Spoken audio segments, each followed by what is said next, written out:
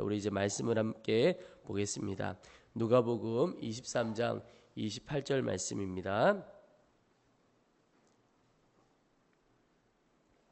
누가복음 23장 28절 우리 한 절 말씀 우리 함께 읽겠습니다. 예수께서 돌이켜 그들을 향하여 이르시되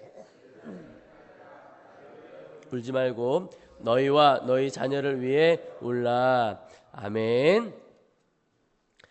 여러분, 부모된 이들이 부모된 것으로도 큰 축복입니다. 그런데 부모된 이들에게 하나님께서 축복해 주신 것과 함께 귀한 사명을 주신 것이 있습니다. 그것이 무엇이냐면 바로 기도입니다. 자녀를 향한 부모의 가장 큰 사명이 기도입니다. 그래서 다른 것 우리의 자녀에게 베풀어주고 또 도와주지 못하더라도 기도만큼은 정말 놓치지 않아야 합니다. 자녀에게 다른 것 못해줘도 기도해 줄 수 있다면 아주 가장 중요한 건 해준 것이고, 다른 거 다 해주어도 기도해 주지 못했다 그러면 정말 소중한 것을 놓치고 있다 하는 것을 꼭 알아야 하겠습니다. 여러분, 그래서 자녀들이 아직 부모와 함께 사는 경우라면 할 수만 있다면 저녁마다 자녀들과 함께 기도하는 시간을 꼭 가져보시기를 바랍니다. 아마 가족끼리 함께 기도하는 경험이 별로 없으신 분들은 자녀와 함께 기도하는 것, 이것이 굉장히 어색하게 느껴질지 모르겠습니다. 또 그 나이가 더 어리면 모르겠으나 또 좀 커갈수록 점점 어색해질 수 있습니다. 그런데 그 어색함을 넘어가 보기 바랍니다. 왜 그런가?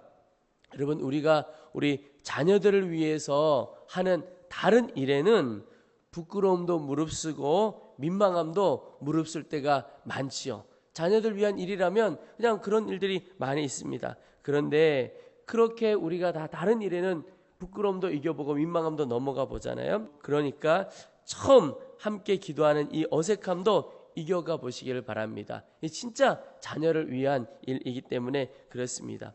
또 함께 기도하실 뿐만 아니라 자녀들의 머리에 손을 얹고 축복 기도해 주시면 좋겠습니다. 하나님께서 가정을 세우시고 또 부모를 하나님 대신에 세우셨습니다.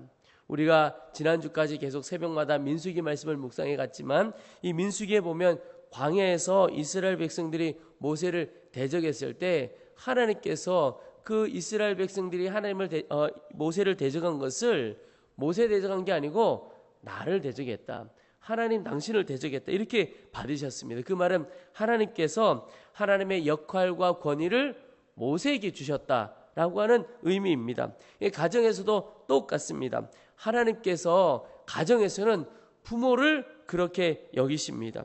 부모에게 하나님의 역할과 하나님의 권위를 부어 주신 겁니다. 그래서 자녀들이 부모 공경하는 것 곧 하나님 공경하는 것이고, 부모 대적하는 것이 하나님을 대적하는 것입니다. 그래서 부모된 이가 자녀를 위해 축복하는 것 역시 하나님께서 자녀를 위하여 축복하는 것과 똑같습니다. 그래서 부모된 이들이 자녀들을 위하여 기도할 때 하나님께서 나를 이 자녀에게 축복하게 하신다, 나를 통하여 축복하게 하신다, 그 마음으로 자녀를 축복해 보시기를 바랍니다. 오늘 특별히 우리가 그렇게 자녀들을 위해서 기도할 때 어떤 마음으로 어떻게 기도해야 할까? 주님께서 자녀들을 위해서 눈물로 기도하라, 그런 말씀을 주십니다. 오늘 읽었던 말씀 보시면 예수께서 돌이켜 그들을 향하여 이르시되 예루살렘의 딸들아 나를 위하여 울지 말고 너희와 너희 자녀를 위해 울라. 여러분, 우리가 한 주간 또 7월 한 달 자녀들을 위해서 우리가 기도해 봅시다 그랬는데, 기도에도 차원이 있고 간절함의 차이가 있습니다. 똑같은 기도가 아니라는 겁니다. 그런데 눈물이 있는 기도, 정말 차원이 다른 기도요, 또 간절함이 다른 기도라고 할 수 있습니다. 근데 주님께서 우리의 자녀들을 위해서 그렇게 차원이 다르게, 간절함이 다르게 기도를 하라, 그렇게 말씀하고 있습니다. 여러분, 우리가 다른 일에도 마찬가지지만 특별히 우리 자녀들, 우리 가족들을 위해 기도할 때 눈물이 있기를 축복합니다. 눈물의 기도가 어떤 기도냐? 기도의 깊은 곳까지 나아가는 기도입니다. 그저 겉으로 그냥 내 육신의 기도로 끝나는 것이 아니라 영혼 깊은 곳의 기도, 그것이 눈물의 기도입니다. 주님의 마음이 내 심장을 울려야 비로소 영혼의 눈물이 흘러나오게 되는 거죠. 주님의 애통함이 나의 애통함이 되어야 눈물의 기도가 드려지게 됩니다. 그래서 눈물의 기도라는 것은 아주 특별한 기도인 것이죠. 평범한 기도가 아니고 비상한 기도, 특별한 기도가 눈물의 기도입니다. 그 말은 오늘 우리의 자녀들을 위하여 비상한 기도, 특별한 기도가 필요한 때라는 것입니다. 주님은 왜 이렇게 우리에게 자녀들을 향하여 눈물로 기도하라고 말씀하실까? 우리가 눈물로 기도할 때 어떤 기도의 제목으로 기도해야 할까? 첫 번째는요, 우리의 자녀들을 죄와 악으로부터 보호해 주시기를 위해 기도해야 합니다. 예수님께서 예루살렘 성을 향해 가시다가 예루살렘 성을 보시고 우십니다. 예루살렘 성이 멸망할 것을 아셨기 때문에 그렇습니다. 실제로 역사적으로 예루살렘이 주 70년에 이 티투스 장군에 의해서 멸망을 당하게 됩니다. 성전이 다 불타고 파괴되어집니다. 남자들은 죽임을 당하고, 그리고 여러분, 이런 전쟁이 일어나면 여자들과 아이들이 참 비참한 삶을 살게 됩니다. 여자들과 아이들이 말할 수 없는 고통을 살게 되고, 그 이후에 유대인들이 세계 곳곳으로 흩어져서 그때부터 나라 없는 삶을 살아가게 됩니다. 예수님께서 그 고통을 보시고 아파하며 우셨습니다. 그러면서 하셨던 말씀이 오늘 말씀입니다. 너희와 너희 자녀를 위해서 울라. 여러분, 그런데 영적으로 보면 이 시대가, 또 우리의 자녀들이 겪게 될 시대가 그 시대와 똑같은 겁니다. 너무나 어렵고 힘든 것을 넘어서서 죄와 악이 영혼을 무너뜨려가는 시대가 바로 이 시대고 우리의 자녀들이 겪게 될 시대인 것입니다. 그래서 성경에서 경고하는 것이 베드로전서 5장에 보면 근신하라, 깨어라, 너의 대적 마귀가 우는 사자같이 두루 다니며 삼킬 자를 찾는다, 이렇게 말씀하고 있습니다. 여러분, 지금이 바로 그런 시대입니다. 우리의 대적 마귀가 우는 사자처럼 우리 아이들의 영혼을 삼키려고 두루 찾아다니고 있는 시대입니다. 앞으로 더 심해질 것입니다. 여러분, 그래서 우리가 하나님 앞에 기도해야 할 것이, 주님, 우리의 자녀들을 죄의 보혈로 덮어주십시오. 죄와 악으로부터 건져주시고 어둠의 권세로부터 우리의 자녀들을 지켜주십시오. 여러분, 우리의 자녀들뿐만 아니라 우리 자신도 마찬가지인데요, 우리가 조금만 하나님 앞에서 깨어 있지 않고 살아간다면 조금만 해도 둘러보십시오.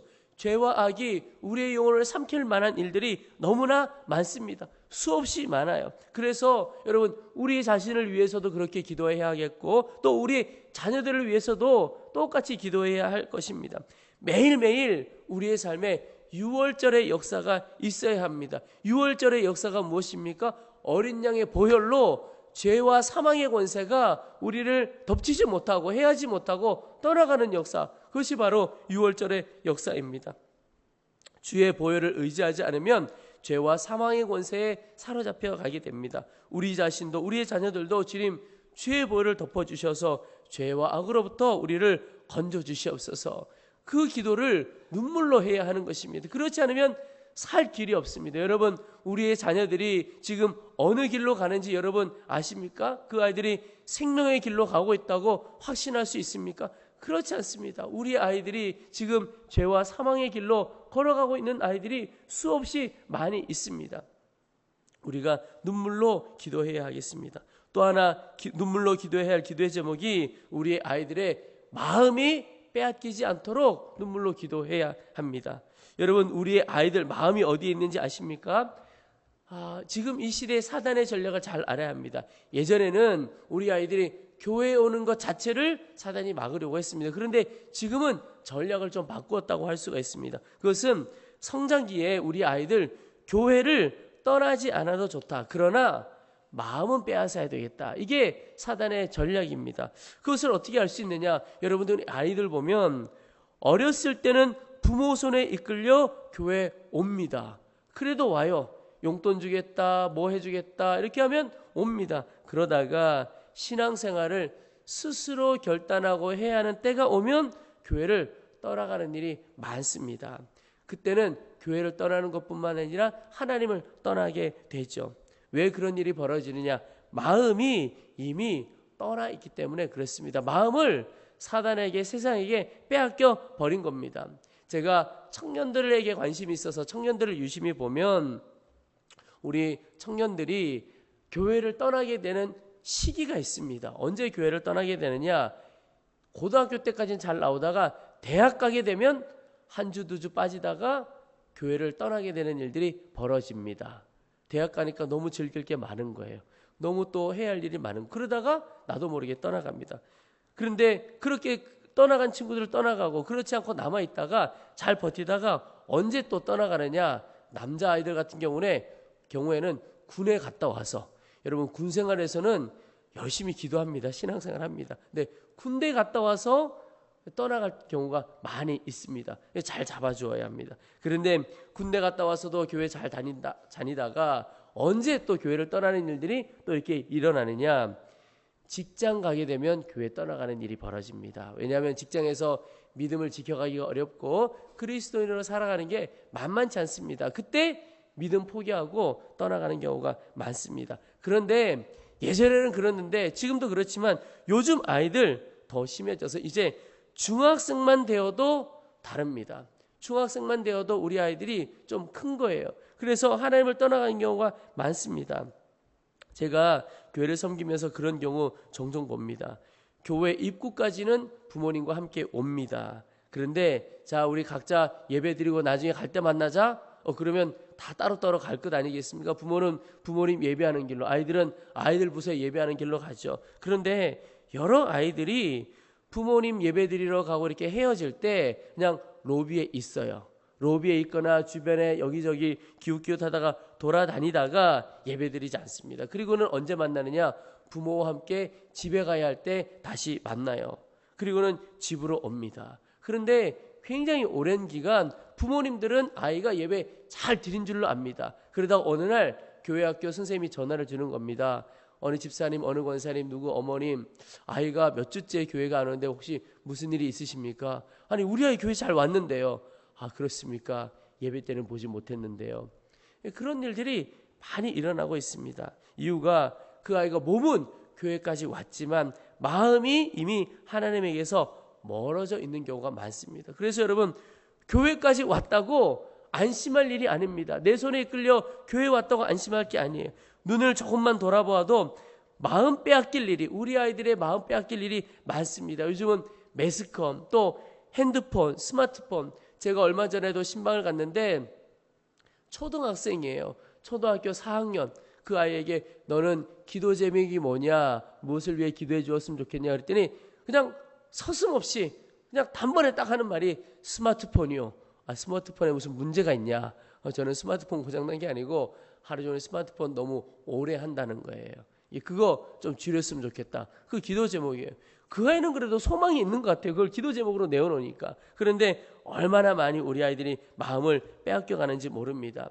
제가 중학생 여자아이들, 또 초등학교 고학년 여자아이들 이야기를 들으니까 어른들이 보기에는, 우리가 보기에는 그냥 그 모습 그대로 얼마나 이쁩니까? 아무것도 안 해도 너무 이쁘죠. 그런데 요즘 초등학교 고학년 중학생 아이들이 그렇게 열심히 화장을 한다는 겁니다. 제가 볼 때는 피부 버리는 것 같아요. 근데도 막 열심히 화장을 한다는 겁니다. 왜 그 아이들이 화장을 할까? 마음 빼앗겨 버린 거죠. 거기에 마음 다 빼앗겨 버린 겁니다. 하나님 아닌 것에 마음 빼앗겨 버린 거죠. 여러분, 하나님께로부터 마음이 떠나 있고 사단에게 마음을 빼앗겨 있는 인생이 어떤 인생이냐? 결국은 방황하는 인생이고 모래 위에 집 짓는 것과 똑같은 인생인 것입니다. 여러분, 어떤 어려움이 와도 마음이 하나님께 있다면 소망이 있고 일어설 수 있는 거예요. 그런데 마음을 잃어버리면 정말 방황하며 살아가게 되는 겁니다. 그래서 우리 부모가 기도해야 할 것이, 주님, 우리 아이들의 마음을 지켜주십시오. 아이들의 마음이 세상 가운데 빼앗기지 않도록 주님 도와주십시오.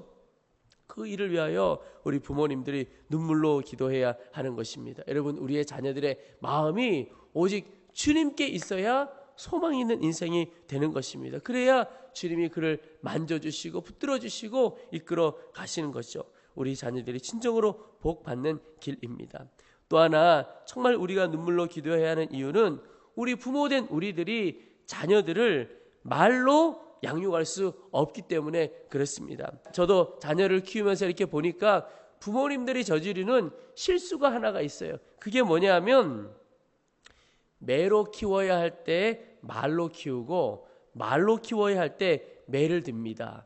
매를 든다는 것은 꼭 회초리로 때려야 된다 이런 뜻이 아니고 설명하고 설득할 것이 아니라 이해되지 않아도 지켜야 할 것에 대해서 지키도록 그래서 조금은 엄하게 가르쳐야 할 때가 있습니다. 아주 꼬마 아이일 때 그렇습니다. 그런데 말로 키워야 할 때는 언제냐? 이제 사춘기가 오고 좀 크기 시작하면 그냥 무조건 너 이렇게 해야 돼 그게 아니고 왜 그렇게 해야 하는지 설명하고 설득해 주어야 할 때가 옵니다. 그게 보통 사춘기일 때라고 하죠. 말을 알아듣는 때인 것입니다. 그런데 대부분은 어떻게 하냐면 어릴 때는 말귀도 잘 못 알아듣는데 막 설명을 해요. 그런데 그 아이들이 말귀를 잘 못 알아듣기 때문에 여전히 자기 하고 싶은 대로 합니다. 막 설득하고 설명하고 합니다. 그런데 그렇게 이제 막 자라다가 사춘기가 되면 어떤 일이 벌어지냐? 도무지 말을 안 들으니까 화내고 강압적으로 대합니다. 아이들에게. 그때 가서 매를 드는 것과 같은 양육을 할 때가 있습니다. 완전히 거꾸로 하는 거예요. 그러면 어떤 일이 벌어지느냐?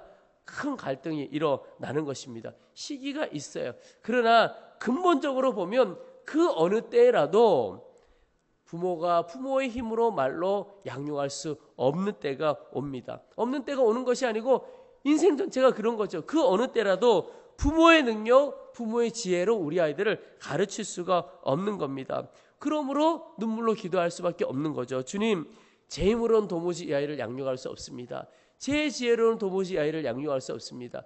주님의 힘과 주님의 지혜로 이 아이를 붙들어 주셔야겠고 주님께서만 이 아이들을 붙들어 주실 수가 있습니다. 그게 눈물이죠. 여러분 눈물이 무엇입니까? 내 힘으로 할 수 없다. 그것을 나타내는 거죠. 주님이 붙들어 주셔야겠다. 그게 눈물인 것입니다. 여러분 이 일로 부모의 눈물이 우리 자녀들에게 필요한 것입니다. 여러분 이 새벽에 우리가 하나님 앞에 정말 눈물로 또 일생 동안 눈물로 우리의 자녀들을 위하여 기도하고 섬길 수 있으면 좋겠습니다. 특별히 그 일을 위해서 하나님 죄와 악으로부터 우리 아이들을 지켜주십시오. 주의 보혈로 덮어주십시오. 또 우리 아이들의 마음이 세상 가운데 빼앗기지 않기를 원합니다. 그 마음에 주님께서 늘 임자하여 주시옵소서. 주님 우리의 자녀들을 주님께 맡깁니다. 내 힘으로 양육할 수 없음을 고백하고 주님께 다 맡기오니 주님의 지혜와 주님의 능력으로 양육할 수 있도록 저들을 붙들어 주시옵소서. 눈물로 기도하는 이 새벽 일생 되시기를 주님의 이름으로 축복합니다. 우리 함께 주의 이름을 한번 부르고 간절한 마음으로 기도하겠습니다.